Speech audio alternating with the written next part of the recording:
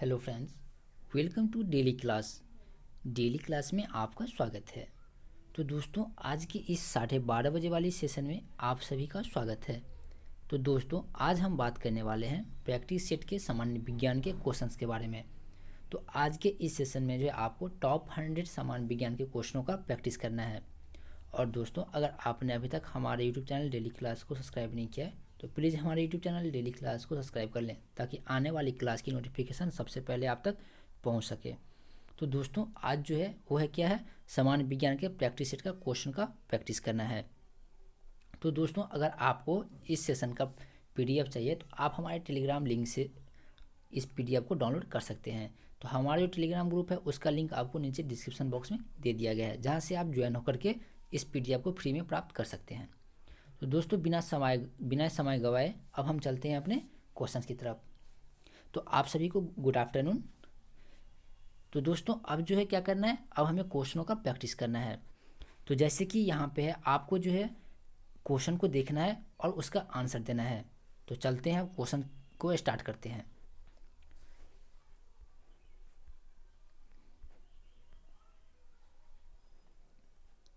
तो दोस्तों, जैसे कि यहाँ पे आप देख सकते हैं, हमारा फर्स्ट क्वेश्चन क्या है, मनुष्य में कुल कितनी हड्डियाँ होती है।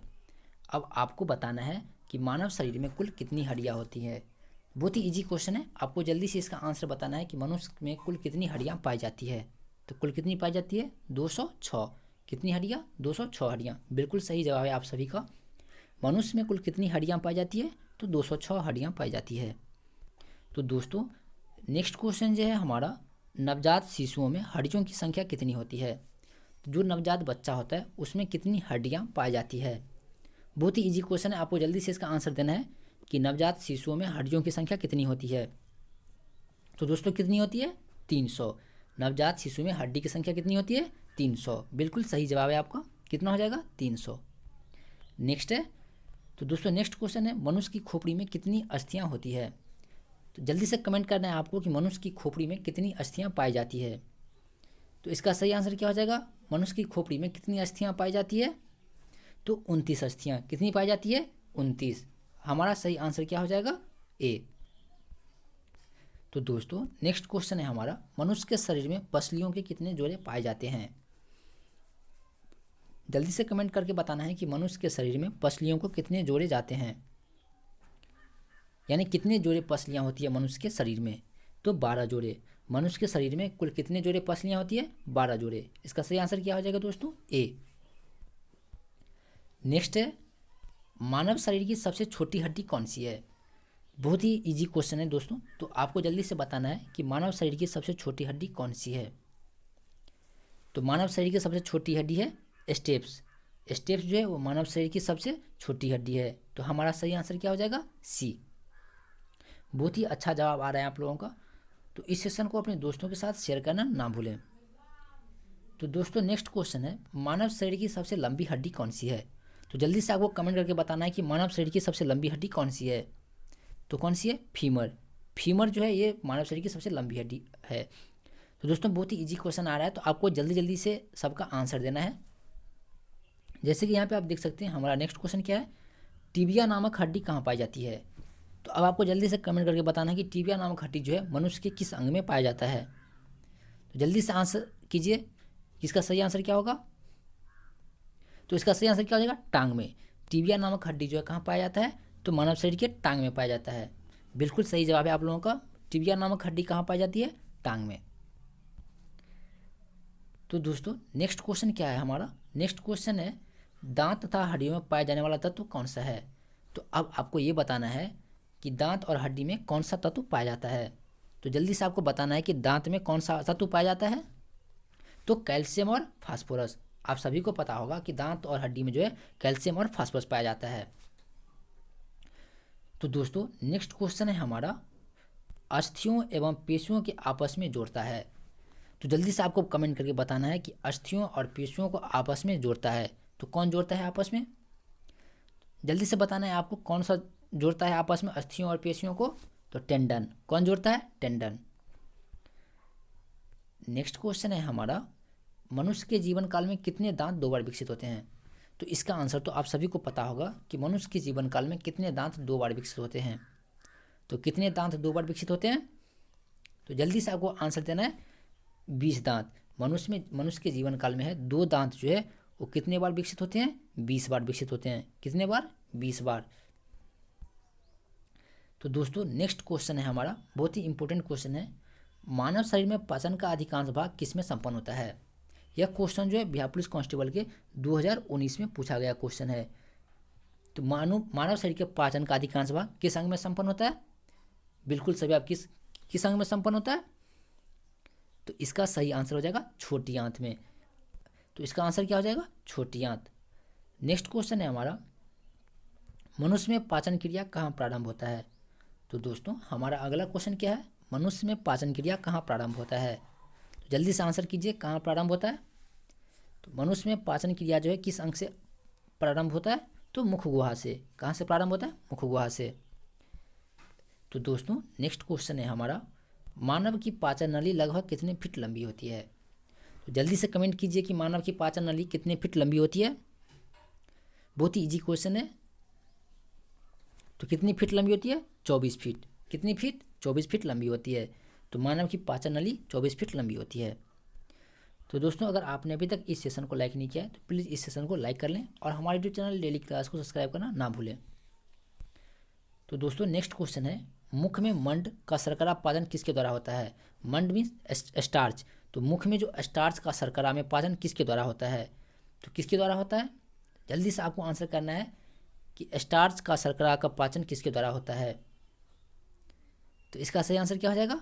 टाइलिन के द्वारा। किसके द्वारा होता है? टाइलिन के द्वारा जो है मुख में स्टार्च का पाचन होता है। किसके द्वारा? टाइलिन के द्वारा। नेक्स्ट क्वेश्चन है हमारा, दोस्तों यह क्वेश्चन जो है बहुत ही इंपॉर्टेंट है। दुग्ध प्रोटीन को पचाने वाला एंजाइम कौन सा है? यह क्वेश्चन हमने 3 रोज पहले भी टाइटल किया था कि दूध प्रोटीन को पचाने वाला कौन सा एंजाइम है। तो जल्दी से आंसर बताइए कि इसका आंसर क्या होगा। बहुत ही इजी क्वेश्चन है। क्या हो जाएगा इसका आंसर? रेनिन। वैसे दूध में कौन सा प्रोटीन पाया जाता है? तो रेनिन प्रोटीन पाया जाता है। तो दूध प्रोटीन को पचाने वाला एंजाइम कौन सा है? रेनिन। तो दोस्तों नेक्स्ट क्वेश्चन क्या है हमारा, अधिकतम पोषक तत्व कहाँ से अवशोषित किए जाते हैं? तो जल्दी से इसका आंसर दीजिए। अधिकतम पोषक तत्व रक्त में कहाँ से अवशोषित किए जाते हैं? तो दोस्तों अभी जो है बहुत ही इजी क्वेश्चन आ रहा है, तो आपको जल्दी से इसका आंसर बताना है कि अधिकतम पोषक तत्व रक्त में कहाँ से अवशोषित किए जाते हैं। तो छोटी आंत से। हमारा आंसर क्या हो जाएगा? छोटी आंत। तो दोस्तों नेक्स्ट क्वेश्चन है हमारा, लार में कौन सा एंजाइम पाया जाता है? तो इसका आंसर तो आप सभी का पता होगा कि लार में कौन सा एंजाइम पाया जाता है। तो जल्दी से आंसर दीजिए कि लार में कौन सा एंजाइम पाया जाता है। तो जल्दी से आपको आंसर देना है। तो इसका सही आंसर क्या हो जाएगा दोस्तों? टाइलिन। टाइलिन जो है इसका सही आंसर हो जाएगा। लार में कौन सा एंजाइम पाया जाता है? टाइलिन। तो दोस्तों नेक्स्ट क्वेश्चन है, मुख से निकली लार किसका पाचन करती है? मुख से जो लार निकलता है वो किसका पाचन करता है? तो जल्दी से आपको इसका आंसर देना है। जैसे कि आज का सेशन जो है बहुत ही अच्छा जा रहा है क्योंकि सारे क्वेश्चन जो है वो इजी हैं और आप सभी ने इन क्वेश्चन का जो तैयारी पहले से ही किया होगा। तो आपको जल्दी से बताना है कि लार किसका पाचन करता है। तो किसका पाचन करता है? बिल्कुल सही जवाब। किसका पाचन करता है? स्टार्च का।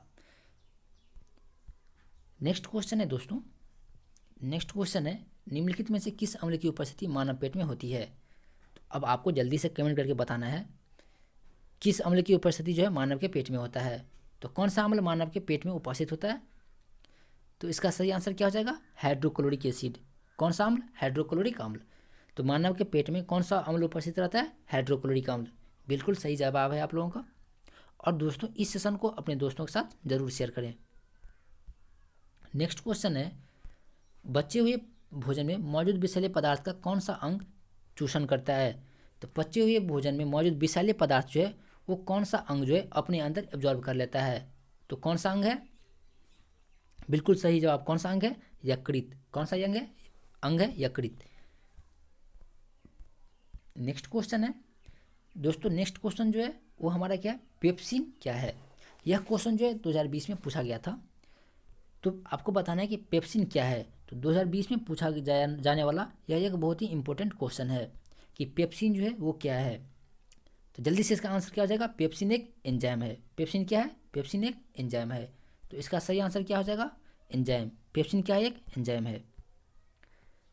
नेक्स्ट है, पेप्सिन जो है क्या करता है, पेप्सिन का काम क्या है। तो जल्दी से इसका आंसर बताना है दोस्तों आपको कि पेप्सिन का काम जो है वो क्या है। तो पेप्सिन जो किसको किस में बदल देता है, तो पेप्सिन जो है वो प्रोटीन को पेप्टोन में बदल देता है। प्रोटीन का काम क्या है और पेप्सिन का काम क्या है, प्रोटीन को पेप्टोन में बदलना।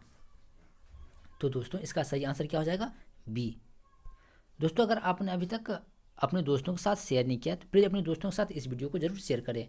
इसका लिंक जो है आपको अपने दोस्तों के साथ और आपके पास जितने भी ग्रुप हैं उसमें शेयर करना है, क्योंकि आज का सेशन जो आप लोगों के लिए बहुत ही इंपॉर्टेंट है। तो दोस्तों जैसे कि यहाँ पे आप देख सकते हैं हमारा नेक्स्ट क्वेश्चन क्या है, पाचन क्रिया में प्रोटीन निम्नलिखित में से किस पदार्थ में बदले जाते हैं। तो अब आपको जल्दी से आंसर करना है कि पाचन क्रिया में प्रोटीन निम्नलिखित में से किस पदार्थ में बदले जाते हैं। तो इसका सही आंसर क्या हो जाएगा, एमिनो अम्ल में। किसमें, एमिनो अम्ल में। तो दोस्तों नेक्स्ट क्वेश्चन है, पित्त निम्न में से किसके द्वारा पैदा किया जाता है। अब आपको बताना है कि पित्त जो है निम्नलिखित में से किसके द्वारा पैदा किया जाता है। तो जल्दी से इसका आंसर देना है, बहुत ही इजी क्वेश्चन है। पित्त निम्न में से किसके द्वारा पैदा किया जाता है। तो इसका सही आंसर क्या हो जाएगा, यकृत द्वारा। किसके द्वारा पैदा किया जाता है पित्त को, यकृत द्वारा। बिल्कुल सही जवाब है आप लोगों का। क्या हो जाएगा हमारा ऑप्शन ए। तो दोस्तों नेक्स्ट क्वेश्चन क्या है हमारा, पित्त। पित्त जो है वो कहाँ पे जमा होता है। जैसे कि आपको मैं बता दूं कि पित्त जो है कहाँ से उत्पन्न होता है, यकृत से। और पित्त जो है कहाँ पे जमा होता है, तो जल्दी से इसका आंसर क्या हो जाएगा, पित्ताशय में। पित्त जो है कहाँ जमा होता है, पित्ताशय में। पित्त को जमा कहाँ पे किया जाता है, पित्ताशय में। तो दोस्तों नेक्स्ट क्वेश्चन है हमारा, सर्वप्रथम रक्त परिसंचरण तंत्र का अध्ययन किसने किया था। तो जल्दी से कमेंट करके आपको बताना है कि सर्वप्रथम रक्त परिसंचरण तंत्र का अध्ययन किसने किया था। तो इसका सही आंसर क्या हो जाएगा, जल्दी से कमेंट करना है आपको कि सर्वप्रथम रक्त परिसंचरण तंत्र का अध्ययन किसने किया था। अगर आप लोग अच्छे से पढ़ते होंगे तो आपको जरूर इसका आंसर जो है पता होगा। तो इसका सही आंसर क्या हो जाएगा, विलियम हार्वे। विलियम हार्वे ने सर्वप्रथम परिसंचरण तंत्र का अध्ययन किया था। दोस्तों अब तक का हमारा सबसे इम्पोर्टेंट क्वेश्चन, यह क्वेश्चन भी 2020 में पूछा जाने वाला क्वेश्चन है कि पेस मेकर का संबंध किससे है। यह क्वेश्चन 2020, 2018 और 2017 में भी पूछा गया था। 2020, 18 और 17 में पूछा जाने वाला क्वेश्चन है कि पेस मेकर का संबंध किससे है। तो जल्दी से आपको बताना है कि पेस मेकर का संबंध जो है वो किससे है, तो हृदय से। किससे है, हृदय से। इसका सही आंसर क्या हो जाएगा, डी। पेस मेकर का संबंध किससे है दोस्तों, तो हृदय से। नेक्स्ट क्वेश्चन क्या है हमारा, अब यहाँ पे हमारा क्वेश्चन है रुधिर दाब मापक यंत्र कौन सा है। तो आप सभी को इसका आंसर पता होगा कि ब्लड प्रेशर मापने वाला यंत्र कौन सा है। तो जल्दी से आप लोग कमेंट कीजिए कि कौन सा यंत्र जो है उस जिससे ब्लड प्रेशर मापा जाता है। तो ब्लड प्रेशर किससे मापा जाता है, बिल्कुल सही, किससे, जल्दी आंसर कीजिए, किससे मापा जाता है ब्लड प्रेशर। तो एस्फिग्मोमेनोमीटर से। एस्फिग्मोमेनोमीटर से जो है ब्लड प्रेशर मापा जाता है। तो इसका सही आंसर क्या हो जाएगा, सी। क्या आंसर हो जाएगा, एस्फिग्मोमेनोमीटर। इसका सही आंसर हो जाएगा सी। दोस्तों नेक्स्ट क्वेश्चन है, जार्विक सेवन जो है क्या है। अब आपको जल्दी से बताना है कि जार्विक सेवन जो है वो क्या है। तो जल्दी से इसका आंसर कीजिए, बहुत ही इजी क्वेश्चन है। जार्विक सेवन जो है क्या है, जार्विक सेवन एक कृत्रिम हृदय है। एक क्या है, कृत्रिम यानी बनाया गया हृदय है। जार्विक सेवन क्या है, कृत्रिम हृदय है। दोस्तों नेक्स्ट क्वेश्चन है हमारा, मनुष्य के शरीर में हृदय को एक बार धड़कने के लिए कितना समय लगता है। अब आपको जल्दी से बताना है कि मनुष्य के शरीर में हृदय को एक बार धड़कने के लिए कितना समय लगता है। तो जल्दी से बताइए कितना समय लगता है एक बार धड़कने में। बिल्कुल सही, कितना लगता है, 0.8 सेकेंड। 0.8 सेकेंड। और 1 मिनट में कितना बार धड़कता है, तो 72 बार। 1 मिनट में कितना बार धड़कता है, 72 बार। 72 से 75 बार। यहाँ क्वेश्चन क्या था, एक बार यानी एक बार जो धड़केगा तो उसमें कितना समय लगता है, तो 0.8 सेकेंड। दोस्तों अब जो है हमारा बहुत ही इंपॉर्टेंट क्वेश्चन है। ये क्वेश्चन क्या है, स्वस्थ मनुष्य में प्रति मिनट हृदय स्पंदन कितना होता है। तो जल्दी से आपको आंसर करके बताना है कि एक स्वस्थ मनुष्य में प्रति मिनट कितना बार हृदय स्पंदन होता है, यानी कितना बार हृदय धड़कता है। तो जस्ट अभी मैंने बताया था, तो जल्दी से आपको आंसर करना है कि कितना बार धड़कता है। अगर आपने हमारी बातों पे ध्यान दिया होगा तो आपको जरूर इसका आंसर जो है आता होगा। तो कितना बार धड़कता है, जल्दी से आपको आंसर करना है। तो 72 बार। कितना बार धड़कता है, 72 बार। अभी जस्ट मैंने बताया था कि हृदय स्पंदन जो है 1 मिनट में कितना बार होता है, 72 बार। और 1 सेकेंड, एक बार धड़कने में कितना समय लगता है, 0.8 सेकेंड। अब देखिए दोस्तों, यहाँ पे हमारा क्वेश्चन क्या है, मानव हृदय में कितने कोष्ठक होते हैं। तो जल्दी से आंसर कीजिए कि मानव हृदय में कितने कोष्ठक होते हैं। इसका सही आंसर क्या हो जाएगा, मानव हृदय में कितने कोष्ठक होते हैं दोस्तों, तो 4 कोष्ठक। कितने कोष्ठक, 4 कोष्ठक। नेक्स्ट है, नाड़ी दर कहाँ से मापा जाता है। नाड़ी दर यानी नस का जो स्पीड है वो कहाँ से मापा जाता है। जल्दी से बताना है आपको, नाड़ी दर कहाँ से मापा जाता है। तो हम लोग आम बोलचाल भाषा में नाड़ी को क्या बोलते हैं, नस। तो नस की दर जो है वो कहाँ से मापा जाता है। तो इसका सही आंसर क्या हो जाएगा, धमनी से। कहाँ से मापा जाता है, धमनी से मापा जाता है। दोस्तों नेक्स्ट क्वेश्चन, यह क्वेश्चन हमारे लिए बहुत ही इंपॉर्टेंट हो सकता है, तो इसको जो है हम VBA मान के चलेंगे। तो हमारा क्वेश्चन जो है वो क्या है, स्वस्थ मनुष्य का रक्तचाप कितना होता है। तो जल्दी से आप बताइए कि स्वस्थ मनुष्य का रक्तचाप कितना होता है।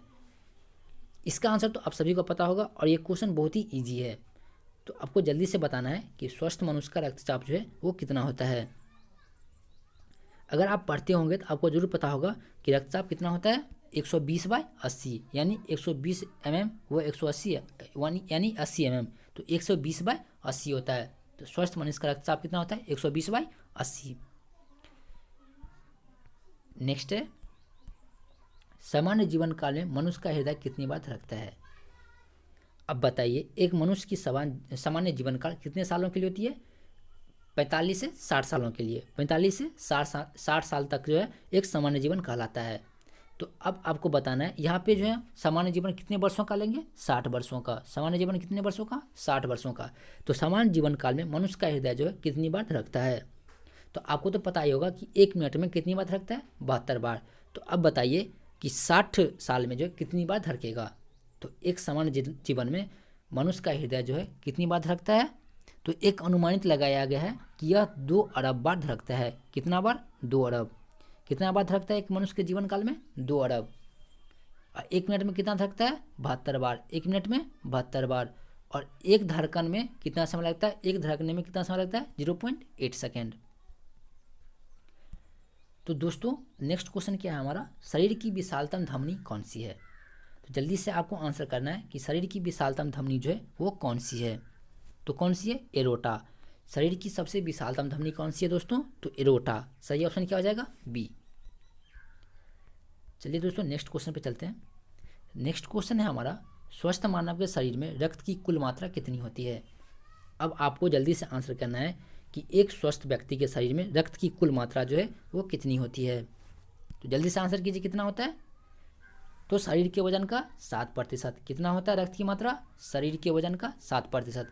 अगर आप 10 kg के हैं तो आपका जो है कितना हो जाएगा शरीर का वजन, शरीर के रक्त का वजन। जल्दी से आंसर कीजिए, अगर आपका वजन जो है 10 ग्राम है तो आपके बॉडी में रक्त का वजन कितना हो जाएगा। जैसे कि आप देख लीजिए शरीर का वजन का कितना होता है, 7%।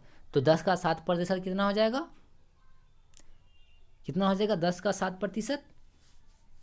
तो वो आपको जो है कमेंट बॉक्स में बताना है कि आपको जो प्रतिशत आता है या नहीं। तो आपको बताना है कि 10 का 7% कितना होता है, कितना होता है 0.7।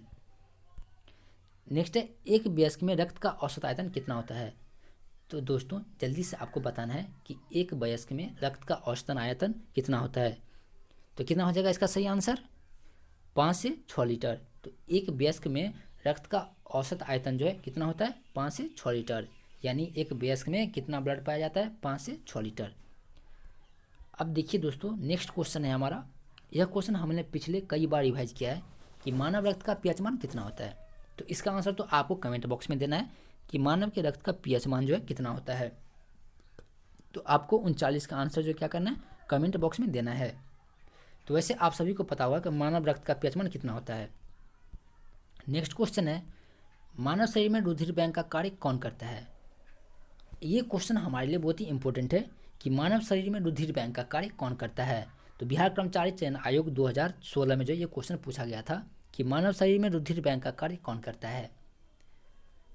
तो जल्दी से इसका आंसर दीजिए कि मानव शरीर में रुधिर बैंक का कार्य कौन करता है। तो दोस्तों कौन करता है? तो प्लीहा। प्लीहा जो है मानव शरीर में रुधिर बैंक का कार्य करता है, यानी ब्लड बैंक का काम कौन करता है? तो प्लीहा। अब नेक्स्ट क्वेश्चन है दोस्तों, रक्त में पाई जाने वाली धातु कौन सी है? यानी यह क्वेश्चन 2019 का है, लेडी कांस्टेबल एग्जाम 2019 के एग्जाम में पूछा गया था कि रक्त में पाई जाने वाली धातु कौन सी है। तो आपको जल्दी से आंसर करना है कि रक्त में पाई जाने वाली धातु कौन सी है। तो कौन सी धातु पाई जाती है? आयरन। आयरन जो है किस में पाई जाती है? ब्लड में। आयरन जो है वो किस में पाया जाता है? हेमोग्लोबिन में, यानी रक्त में। नेक्स्ट क्वेश्चन क्या है दोस्तों? तो नेक्स्ट क्वेश्चन को आपको अच्छे से देखना है और जल्दी से इसका आंसर देना है। रक्त का शुद्धिकरण कहाँ होता है? तो रक्त का प्यूरिफिकेशन जो है यानी शुद्धिकरण कहाँ पे होता है? तो दोस्तों कहाँ पे होता है? तो किडनी में। रक्त का शुद्धिकरण जो है कहाँ पे होता है? किडनी में होता है। अब देखिए दोस्तों नेक्स्ट क्वेश्चन है। नेक्स्ट क्वेश्चन हमारा बहुत ही सिंपल है कि रक्त में लाल रंग निम्न में से किसके कारण होता है? अब जल्दी से बताइए कि रक्त में लाल रंग जो है वो किसके कारण होता है? तो रक्त में लाल रंग जो है वो किसके कारण होता है? तो किसके कारण होता है? हेमोग्लोबिन के कारण। हेमोग्लोबिन के कारण जो है रक्त जो कैसा होता है? लाल होता है। अब नेक्स्ट क्वेश्चन है, शरीर में हेमोग्लोबिन का कार्य क्या है? तो अब आप बताइए कि शरीर में हेमोग्लोबिन का कार्य क्या होता है। बहुत ही इजी क्वेश्चन है, आपको जल्दी से इसका आंसर देना है कि शरीर में हेमोग्लोबिन का क्या कार्य है। तो दोस्तों इसका सही आंसर क्या हो जाएगा? ऑक्सीजन का परिवहन। हेमोग्लोबिन का कार्य क्या है? ऑक्सीजन का परिवहन करना। दोस्तों नेक्स्ट क्वेश्चन है हमारा, हेमोग्लोबिन किसका महत्वपूर्ण घटक है? तो जल्दी से बताइए कि हेमोग्लोबिन जो है वो किसका घटक है। तो जल्दी से आंसर कीजिए दोस्तों, क्या हो जाएगा आंसर? आरबीसी का, यानी रेड ब्लड सेल का। आरबीसी का पूरा नाम क्या होता है? Red blood cell. चलिए दोस्तों नेक्स्ट क्वेश्चन की तरफ चलते हैं। नेक्स्ट क्वेश्चन क्या है, मानव शरीर के भीतर खून निम्न में से किसकी उपस्थिति के कारण नहीं जमता है? तो मानव शरीर में खून जो है वो किसके उपस्थिति के कारण नहीं जमता है? तो अगर आपने स्टडी अच्छे से किया होगा तो आपको तो ज़रूर इसका आंसर पता ही होगा कि मानव के शरीर में खून जो है वो किसके कारण नहीं जमता है। तो मानव के शरीर में खून किसके कारण नहीं जमता है? जल्दी से इसका आंसर आपको देना है। तो किसके कारण जमता है? हिपेरिन के कारण। किसके कारण? हिपेरिन के कारण जो है खून नहीं जमता है। दोस्तों बहुत ही इजी क्वेश्चन आ रहा है, तो अगर आपने अभी तक इस सेशन को लाइक नहीं किया तो प्लीज़ इस सेशन को लाइक कर लें और अपने दोस्तों के साथ इस सेशन को जरूर शेयर करें। नेक्स्ट है, रुधिर के प्लाज्मा में निम्नलिखित में से किसके द्वारा एंटीबॉडी निर्मित होता है? तो रुधिर के प्लाज्मा में जो है किसके द्वारा एंटीबॉडी निर्माण किया जाता है? तो इसका सही आंसर क्या हो जाएगा दोस्तों? लिम्फोसाइट के द्वारा। लिम्फोसाइट के द्वारा। तो लिम्फोसाइट के द्वारा रुधिर के प्लाज्मा में जो एंटीबॉडी निर्मित किया जाता है। नेक्स्ट है, लाल रक्त कणिकाओं का शमशान किसे कहते हैं? तो दोस्तों बहुत ही इजी क्वेश्चन है, जल्दी से आपको इसका आंसर देना है कि लाल रक्त कणिकाओं का शमशान किसे कहा जाता है? तो किसे कहा जाता है लाल रक्त कोशिकाओं का शमशान? बिल्कुल सही, किसे कहा जाता है? प्लीहा को। प्लीहा को लाल रक्त कणिकाओं का शमशान कहा जाता है। नेक्स्ट क्वेश्चन है हमारा, शरीर में लाल रक्त कणिकाएं कितने दिनों तक जीवित रहती है? आपको बताना है, यह क्वेश्चन तो हमने सेकेंड क्लास में ही किया था कि शरीर में लाल रक्त कणिकाएं कितने दिनों तक जीवित रहती है। लाल रक्त कणिकाएं मतलब रेड ब्लड सेल। लाल रक्त कणिकाएं मतलब रेड ब्लड सेल जो है वो मानव शरीर में कितने दिनों तक जीवित रहता है? तो दोस्तों इसका आंसर तो आप सभी को पता होगा, कितने दिनों तक रहता है? 120 दिनों तक। कितने दिनों तक? 120 दिनों तक रहता है। तो इसका सही आंसर हो जाएगा बी। आरबीसी कितने दिनों तक जीवित रहता है मनुष्य में? 120 दिनों तक। 50 नंबर क्वेश्चन, यानी बहुत ही इंपॉर्टेंट क्वेश्चन है, मानव शरीर में लाल रक्त कण का निर्माण कहाँ होता है? बहुत ही इजी क्वेश्चन है, जल्दी से इसको आंसर देना है आपको कि मानव शरीर में लाल रक्त कण कहाँ निर्माण किया जाता है। ये हमारा 50 नंबर क्वेश्चन है और इसका आंसर तो आप सभी का पता होगा कि कहाँ पे होता है? अस्थि मज्जा में। कहाँ पे? अस्थि मज्जा में। इसका सही आंसर क्या हो जाएगा? डी। तो दोस्तों अभी तक हमने 50 क्वेश्चन को टाइटल किया है और अब आपको कमेंट करके बताना है कितने क्वेश्चन का आंसर आप लोगों ने दिया है। तो चलिए आप कमेंट कीजिए, तो नेक्स्ट क्वेश्चन पे चलते हैं और इसका आंसर भी आपको देना है कि WBC का मुख्य कार्य क्या है, यानी व्हाइट ब्लड सेल। तो व्हाइट ब्लड सेल का मुख्य कार्य क्या है? तो इसका क्या काम है? तो रोग प्रतिरोधक क्षमता का धारण करना। तो रोग प्रतिरोधक क्षमता का धारण करना, WBC का काम क्या है? रोग प्रतिरोधक क्षमता धारण करना। चलिए दोस्तों चलते हैं नेक्स्ट क्वेश्चन की तरफ। जैसे कि यहाँ पे आप देख सकते हैं हमारा नेक्स्ट क्वेश्चन है, मनुष्य के रक्त में WBC की कौन सी किस्म अधिक होती है? तो मनुष्य का जो बॉडी है उसमें व्हाइट ब्लड सेल का कौन सा टाइप जो है सबसे ज़्यादा होता है? तो WBC की कौन सी किस्म सबसे अधिक होती है? तो कौन सी होती है दोस्तों? न्यूट्रोफिल्स। तो WBC की कौन सी किस्म जो है मानव शरीर में सबसे ज़्यादा होता है? तो न्यूट्रोफिल्स। अब चलते हैं नेक्स्ट क्वेश्चन पे। तो दोस्तों नेक्स्ट क्वेश्चन क्या है हमारा? ब्लड ग्रुप के खोजकर्ता कौन है? तो बहुत ही इजी क्वेश्चन है, जल्दी से इसका आंसर देना है आपको कि ब्लड ग्रुप के खोजकर्ता कौन है। तो इसका सही आंसर क्या हो जाएगा दोस्तों? लैंड स्टीनर ने ब्लड ग्रुप की खोज की थी। तो इसका सही आंसर क्या हो जाएगा दोस्तों? ए। ब्लड समूह के खोजकर्ता कौन है? Land Steiner. नेक्स्ट है, RH फैक्टर का पता किसने लगाया था? अब आपको जल्दी से कमेंट करके बताना है कि RH फैक्टर का पता जो है वो किसने लगाया था। तो बहुत ही इजी क्वेश्चन है, अगर आपने पढ़ा होगा तो आपको जरूर पता होगा कि RH फैक्टर का पता किसने लगाया था। तो इसका सही आंसर क्या हो जाएगा? लैंड स्टीनर तथा बियनर ने RH फैक्टर का पता लगाया था। किसने लगाया था? जल्दी से आंसर कीजिए, किसने लगाया था? लैंड स्टीनर तथा बियनर ने। इसका सही आंसर हो जाएगा डी, लैंड स्टीनर तथा बियनर। नेक्स्ट क्वेश्चन क्या है दोस्तों हमारा? नेक्स्ट क्वेश्चन है, किस रुधिर वर्ग में एंटीबॉडी नहीं पाया जाता है? अब आपको जल्दी से आंसर करना है कि किस रुधिर वर्ग में एंटीबॉडी नहीं पाया जाता है। तो किस में नहीं पाया जाता है? तो जल्दी से आपको आंसर देना है कि किस में नहीं पाया जाता है। तो जल्दी से आंसर कीजिए, किस रुधिर वर्ग में एंटीबॉडी नहीं पाया जाता है? तो किस में नहीं पाया जाता है? AB में। किस ब्लड ग्रुप में? तो AB ब्लड ग्रुप में। हमारा सही आंसर क्या हो जाएगा? C। तो दोस्तों अब हम चलते हैं नेक्स्ट क्वेश्चन की तरफ। तो नेक्स्ट क्वेश्चन क्या है हमारा? किस रुधिर वर्ग में कोई एंटीजन नहीं पाया जाता है? तो किस रुधिर वर्ग में कोई एंटीजन नहीं पाया जाता है? तो इसका सही आंसर क्या हो जाएगा? तो किस रुधिर वर्ग में कोई एंटीजन नहीं पाया जाता है? तो जल्दी से इसका आंसर आपको बताना है। तो O ग्रुप में, O ब्लड ग्रुप में जो है कोई एंटीजन नहीं पाया जाता है। और किस ब्लड ग्रुप में एंटीबॉडी नहीं पाया जाता है? तो AB ग्रुप में। तो AB ग्रुप में एंटीबॉडी नहीं पाया जाता है और O ग्रुप में जो है एंटीजन नहीं पाया जाता है। अब नेक्स्ट क्वेश्चन है हमारा, RH फैक्टर किस नाम से संबंधित है? RH फैक्टर जो है, तो RH फैक्टर का नाम किससे संबंधित है? तो जल्दी से इसका आंसर आपको देना है कि RH फैक्टर का नाम जो है वो किससे संबंधित है। तो दोस्तों जल्दी से इसका आंसर दीजिए, क्या हो जाएगा? RH फैक्टर का नाम जो है किससे संबंधित है? तो बंदर से। किससे संबंधित है? बंदर से। हमारा सही ऑप्शन क्या हो जाएगा? B हो जाएगा। RH फैक्टर का नाम किससे संबंधित है? तो बंदर से संबंधित है। अब चलते हैं दोस्तों नेक्स्ट क्वेश्चन पे। जैसे कि यहाँ पे आप देख सकते हैं हमारा नेक्स्ट क्वेश्चन क्या है? RH तत्व के अनुसार कौन सी जोड़ी विवाह के लिए उपयुक्त नहीं है?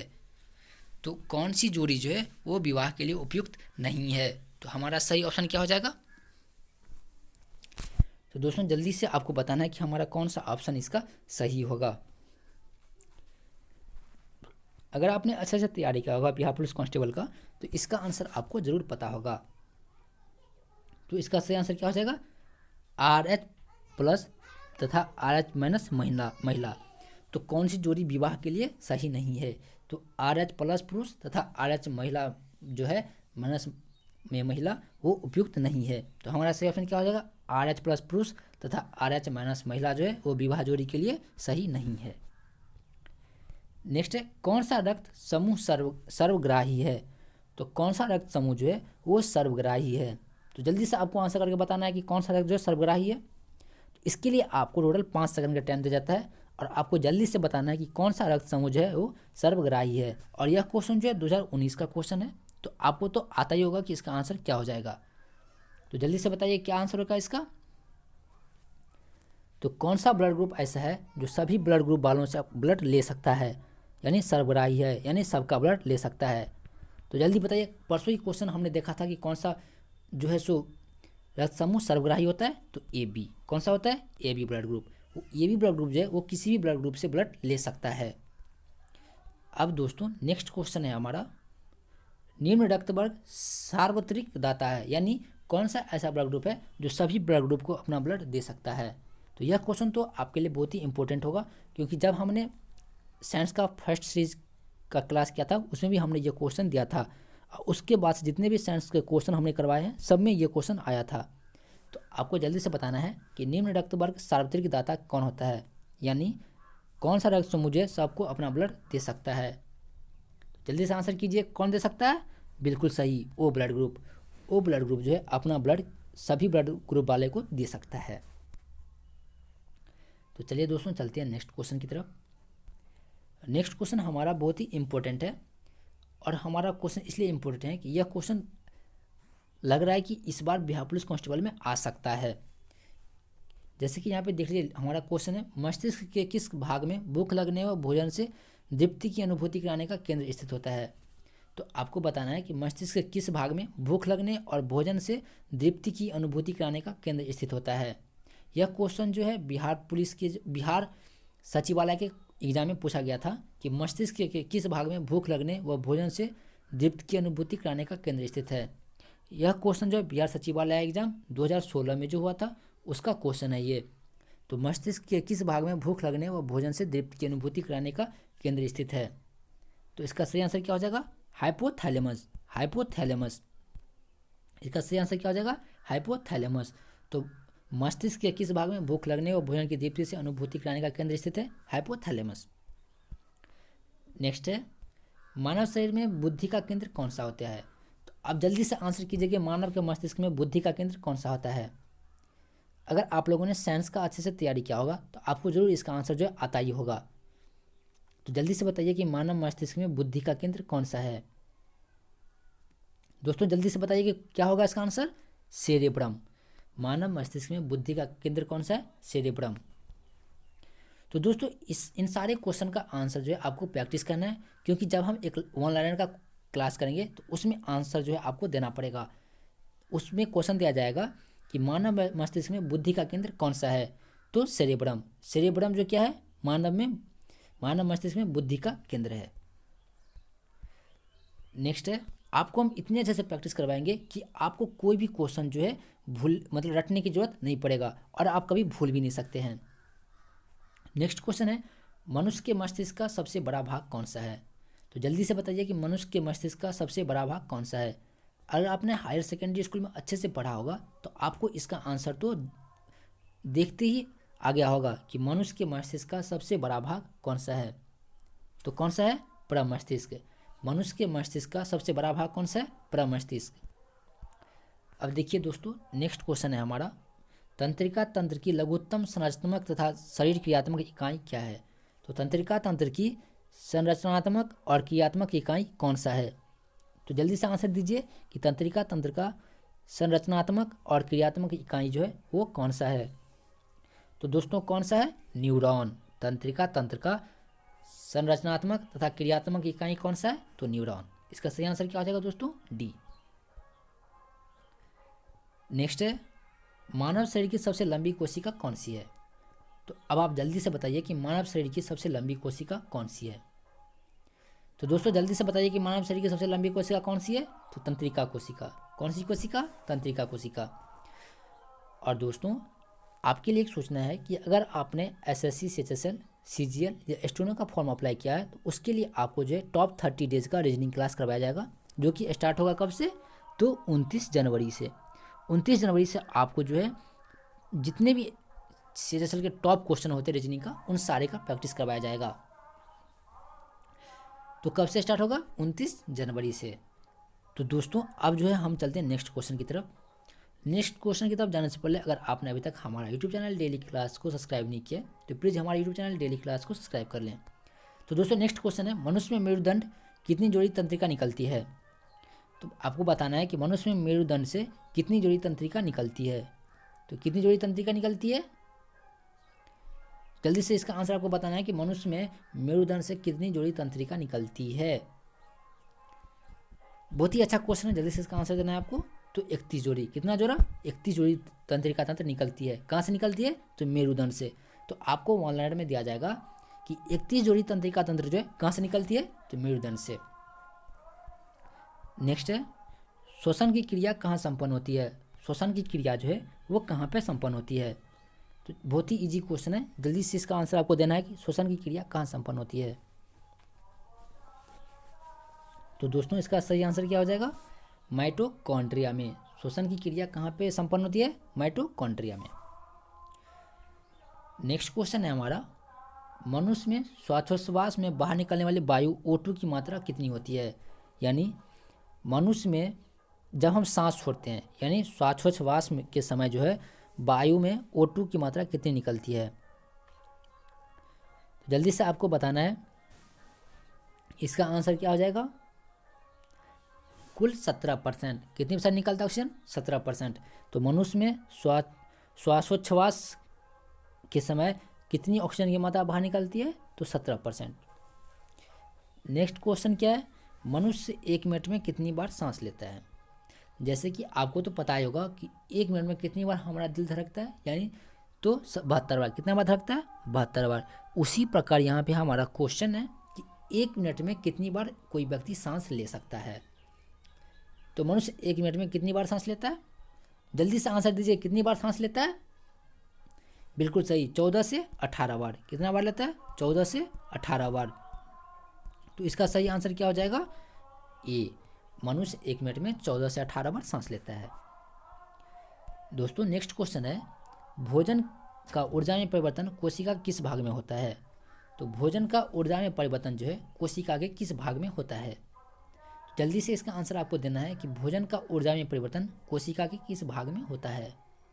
तो किस भाग में होता है? माइटोकॉन्ड्रिया में। किस भाग में होता है? माइटोकॉन्ड्रिया में। चलिए दोस्त चलते हैं नेक्स्ट क्वेश्चन की तरफ। अब हमारा क्वेश्चन क्या है, हमारी छोड़ी हुई सांस हवा में CO2 की मात्रा लगभग कितनी होती है? अब एक बात बताइए आप कि आप कौन सा गैस जो है वो सांस लेते हैं? तो जल्दी से आपको बताना है कि आप कौन सा गैस जो है वो सांस के रूप में लेते हैं। ऑक्सीजन लेते हैं, नाइट्रोजन लेते हैं, कार्बन डाइऑक्साइड लेते हैं, ये ब्रोमीन, नियासिन, क्या लेते हैं आप? कौन सी गैस जो है सांस में लेते हैं? तो कौन सी गैस लेते हैं? ऑक्सीजन। कौन सी गैस सांस लेते हैं आप? ऑक्सीजन लेते हैं, ठीक। उसके बाद कौन सी गैस छोड़ते हैं? नाइट्रोजन छोड़ते हैं कि फ्लोरीन छोड़ते हैं? कौन सी गैस आप जो छोड़ते हैं? या कार्बन डाइऑक्साइड छोड़ते हैं?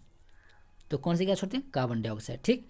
तो अब हमारा क्वेश्चन है, हमारी छोड़ी हुई सांस हवा में CO2 की मात्रा लगभग कितनी है? तो हम कितना % CO2 जो छोड़ते हैं? 4%। कितना %? 4%। इसका सही आंसर क्या हो जाएगा? ए हो जाएगा। नेक्स्ट क्वेश्चन है हमारा, क्रेब्स चक्र में किसका संश्लेषण होता है? अब आपको आंसर बताना है कि क्रेब्स चक्र में जो है किसका संश्लेषण होता है? तो किसका होता है? पायरुविक अम्ल का। किसका संश्लेषण होता है? पायरुविक अम्ल का। अब देखिए दोस्तों नेक्स्ट क्वेश्चन है, अनॉक्सी शोषण का अंतिम उत्पाद क्या होता है? तो अनॉक्सी शोषण का अंतिम उत्पाद जो है वो क्या होता है? तो क्या होता है? लैक्टिक अम्ल। क्या होता है? लैक्टिक अम्ल। अब बताइए, मानव शरीर में यूरिया का निर्माण कहाँ पे होता है?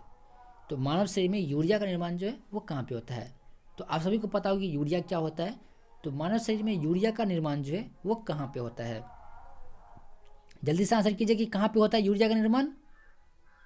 तो यकृत में। कहाँ पे होता है? यकृत में। अब देखिए दोस्तों नेक्स्ट क्वेश्चन है, रक्त की अशुद्धियाँ किस अंग में जाकर छनती है? तो रक्त की जो अशुद्धियाँ होती है यानी इम्प्योरिटीज होती है वो शरीर के किस अंग में जाकर छनती है? तो जल्दी से इसका आंसर बताइए, किस अंग में छनती है? तो वृक्क में। कहाँ पे छनती है ब्लड? वृक्क में। अब एक बात बताइए, मानव मूत्र का पीला रंग जो है वो किसके कारण होता है? तो दोस्तों जल्दी से आप बताइए कि मानव मूत्र का पीला रंग जो है वो किसके कारण होता है? बहुत ही इजी क्वेश्चन है, जल्दी से आपको बताना है। अगर आप अच्छे से पढ़ते होंगे तो इसका आंसर तो आप इजीली दे पाएंगे। किसके कारण होता है? यूरोक्रोम के द्वारा। किसके कारण होता है? यूरोक्रोम के द्वारा। तो यूरोक्रोम के द्वारा क्या होता है? मानव मूत्र का रंग जो कैसा होता है? पीला होता है। अब नेक्स्ट क्वेश्चन है हमारा, नेफ्रॉन किससे संबंधित है? नेफ्रॉन जो है वो किससे संबंधित है? तो किससे संबंधित है? वृक्क से। नेफ्रॉन किससे संबंधित है? वृक्क से। अब चलते हैं दोस्तों नेक्स्ट क्वेश्चन की तरफ। आप जो है एक भी क्वेश्चन को स्किप मत कीजिएगा, क्योंकि सारे क्वेश्चन जो है बहुत ही इंपॉर्टेंट है। नेक्स्ट है, कृत्रिम गुर्दा निम्नलिखित में से किस सिद्धांत पर कार्य करता है? अब जल्दी से आंसर दीजिए, कृत्रिम गुर्दा निम्नलिखित में से किस सिद्धांत पर कार्य करता है? तो इसका सही आंसर क्या हो जाएगा? जल्दी से आंसर दीजिए, क्या हो जाएगा सही आंसर? डायलिसिस। डायलिसिस, तो डायलिसिस के सिद्धांत पर कृत्रिम गुर्दा जो है वो कार्य करता है। कृत्रिम गुर्दा मतलब मानव के द्वारा निर्माण किया गया। अब दोस्तों नेक्स्ट क्वेश्चन है, मानव शरीर में यूरिया की अधिकतम मात्रा किस में पाई जाती है? अब इसका आंसर तो आपको कमेंट बॉक्स में देना ही देना है कि मानव शरीर में यूरिया की अधिकतम मात्रा किस में पाई जाती है। जल्दी से आंसर कीजिए कि मानव शरीर में यूरिया का अधिकतम मात्रा किस में पाई जाती है। अगर आप पढ़ने वाले होंगे तो आपको जरूर इसका आंसर पता होगा कि मानव शरीर में यूरिया की अधिकतम मात्रा किस में पाई जाती है।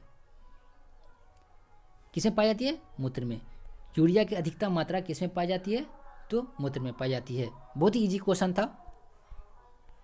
नेक्स्ट है, मानव वृक्क में अस्मरी में पाए जाने वाला प्रमुख रासायनिक यौगिक कौन सी है?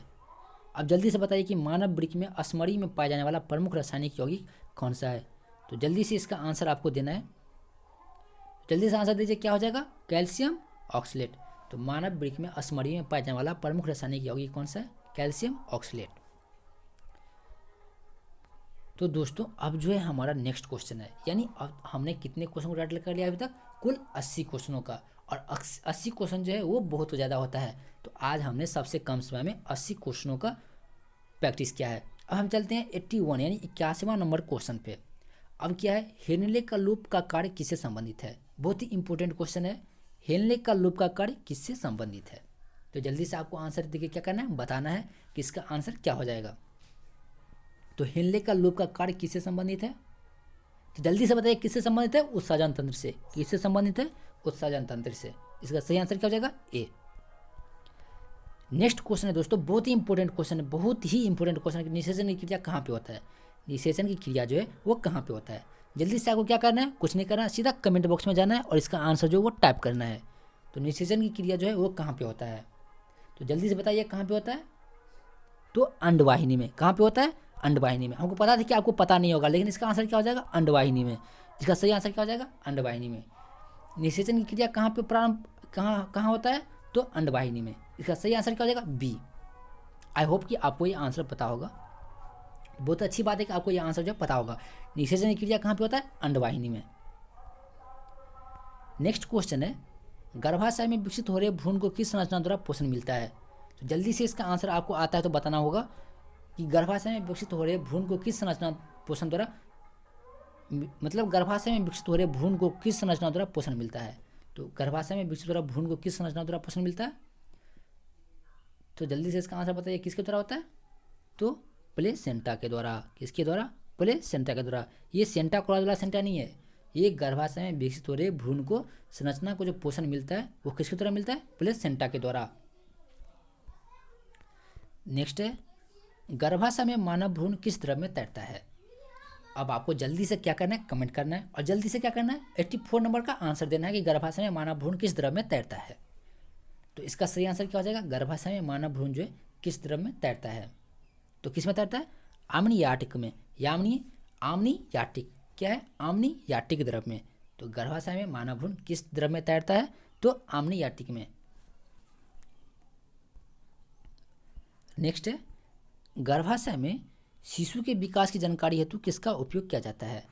अब एक बात बताइए, गर्भाशय के अंदर जो है शिशु होता है तो उसके विकास की जानकारी जो है हमें किससे मिलता है? तो जल्दी से आंसर कीजिए, किससे मिलता है? बिल्कुल सही, किससे मिलता है? अल्ट्रासाउंड के द्वारा। किसके मिलता है? अल्ट्रासाउंड के द्वारा। तो गर्भाशय में शिशु के विकास की जानकारी किसके द्वारा प्राप्त होता है? अल्ट्रासाउंड के द्वारा। तो शिशु के विकास की जानकारी किसके द्वारा प्राप्त होता है? अल्ट्रासाउंड के द्वारा। अब नेक्स्ट है, टेस्ट ट्यूब शिशु में क्या होता है? अब आपको क्या करना है, इसका आंसर जो है देखना है और कमेंट करना है कि टेस्ट ट्यूब शिशु में क्या होता है। तो जल्दी से बताइए टेस्ट ट्यूब शिशु में क्या होता है? तो क्या होता है? अंडाणु का निषेचन टेस्ट ट्यूब में और विकास गर्भाशय में होता है। तो टेस्ट ट्यूब शिशु में क्या होता है? अंडाणु का निषेचन जो है वो टेस्ट ट्यूब में होता है और इसका विकास कहाँ पे होता है? तो गर्भाशय में होता है। इसका सही आंसर क्या हो जाएगा? बिल्कुल सही, बी हो जाएगा। इसका सही आंसर क्या हो जाएगा? बी हो जाएगा। नेक्स्ट है, बच्चों का लिंग निर्धारण किसके गुणसूत्र से होता है? अब आपको जल्दी से बताना है कि बच्चों का लिंग निर्धारण जो है वो किसके गुणसूत्र से होता है। तो इसका आंसर तो आपको पक्का आता ही होगा, 100%। आपको कमेंट करना है कि बच्चों का लिंग निर्धारण किसके गुणसूत्र से होता है। तो इसका सही आंसर जो है क्या हो जाएगा? बिल्कुल सही, क्या हो जाएगा? तो पिता के गुणसूत्र से। बच्चों का लिंग निर्धारण जो है वो किससे होता है? पिता के गुणसूत्र से। अब नेक्स्ट क्वेश्चन है हमारा, स्त्रियों की नसबंदी को क्या कहा जाता है? तो अब आपको जल्दी से कमेंट करके बताना है कि स्त्रियों की नसबंदी को क्या कहा जाता है। तो क्या कहा जाता है?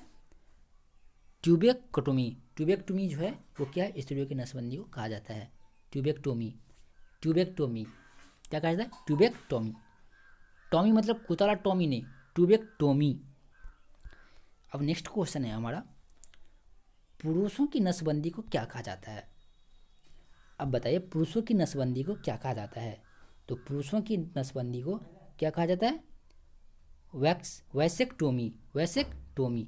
वैसेक्टोमी। तो पुरुष की नसबंदी को क्या कहा जाता है? वैसेक्टोमी। और स्त्रियों की नसबंदी को क्या कहा जाता है? ट्यूबेक्टोमी। अब नेक्स्ट क्वेश्चन है हमारा, प्रथम प्रखनली शिशु का नाम क्या था? यह क्वेश्चन तो आपके लिए बहुत ही इजी होगा, आप तो यूं ही इसका आंसर दे सकते हैं कि प्रथम प्रखनली शिशु का नाम क्या था। तो जल्दी से इसका आंसर कीजिए, प्रथम प्रखनली शिशु का नाम क्या था?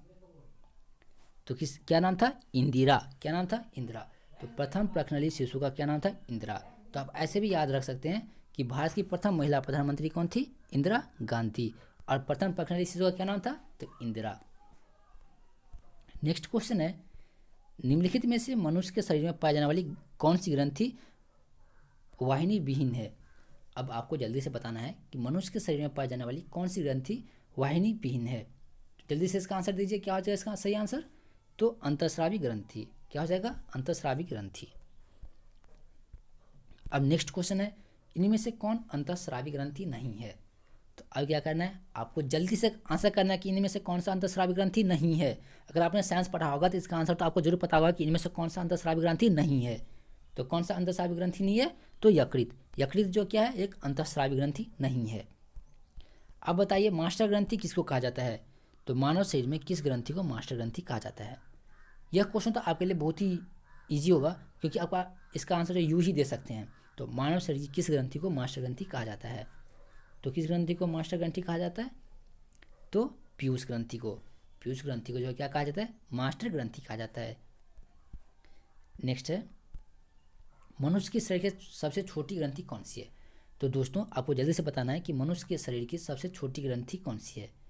तो मनुष्य के शरीर की सबसे छोटी ग्रंथि जो है वो कौन सी है? पिट्यूटरी ग्रंथि। अब पिट्यूटरी ग्रंथि जो है वो कहाँ पे स्थित होती है? तो मस्तिष्क में। पिट्यूटरी ग्रंथि जो है वो कहाँ पे स्थित होती है? मस्तिष्क में। यानी हमारा एक साथ 2 क्वेश्चन सॉल्व हो गया। तो मनुष्य की शरीर की सबसे छोटी ग्रंथि है पिट्यूटरी ग्रंथि, और पिट्यूटरी ग्रंथि जो है कहाँ पे होती है? मस्तिष्क में। अब देखिए दोस्त, नेक्स्ट एंड लास्ट क्वेश्चन, इसका आंसर तो आपको 100% देना ही पड़ेगा कि थायराइड ग्रंथि में थायरॉक्सिन स्रावित होने के लिए उत्तेजित करने वाला अंतःस्रावी हार्मोन कौन सा है? क्वेश्चन क्या है? थायराइड ग्रंथि से थायरॉक्सिन स्रावित करने के लिए उत्तेजित करने वाला अंतःस्रावी हार्मोन कौन सा है? जल्दी से इसका आंसर दीजिए। तो आप, थायराइड ग्रंथि से थायरॉक्सिन स्रावित करने के लिए उत्तेजित करने वाला अंतःस्रावी ग्रंथि कौन सा है? तो इसका आंसर को क्या करना है? कमेंट बॉक्स में देना है। कहाँ देना है आंसर? कमेंट बॉक्स में। तो दोस्तों आज का ये हमारा लास्ट क्वेश्चन था, और इसका आंसर आपको कमेंट बॉक्स में देना है और देना पड़ेगा। तो 96 का क्या आंसर हो जाएगा? तो इसका आंसर आपको हम बता ही देते हैं, क्या हो जाएगा?